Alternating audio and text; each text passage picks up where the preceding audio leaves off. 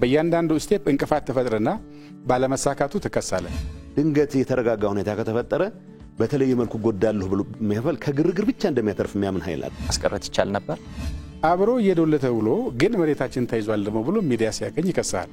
እኛ ለምንበት የሆነ ነገር ተደረገ መንግስት አስረክበው መጡ እና የሚሉት ወሬ አለ የምን መንግስት ተፈናቃይን መልስ ሲባል ተፈናቃይ በወታደር እጄ ካልገባው ብሎ ሆም ብሎ ያደናቀፈው ሰው ተፈናቃዮቻችን እየተሰቃዩ ነው ይላል ወቅናም በተመለከተ ያለው ሁኔታ ምንድነው ፓርቲ ሰራዊት የለው በቃ የህወሓት ሰራዊት ስለተባለ የህወሓት ሰራዊት ይጀል ቀጥላል ሊሆን አይችልም መጥቶ ተነጋግሮ ተስማምቶ ፈርሞ ጥሩ ነው ብሎ አመስግኖ ሄዶ ልክ እንደተካደሰውና ጉዳዩን እንደማያቀው ሰው እንዳድሶ ነው የመከራከር ነገር ነው አንዱ ፈተና የሚያበዛው ይሄ ለምን ሆነ ምንድነው ምክንያቱ አዲስ ጽሁፍ ማንበብ ያልቻለ ሰው ድሮ ያጠናትን ነገር ይዞ ነው መቀጠል የሚፈልግ ቃላት ጭምር ሳይቀይር መኖር ከቻለ ለአሁኑ ትውልድ ኦብሶሌት ነው ምንም ርባና የለውም ማለት ነው አዲስ ፓርቲ ያዋቀራችሁ ነው የሚባለው ምን ላይ ደረሰ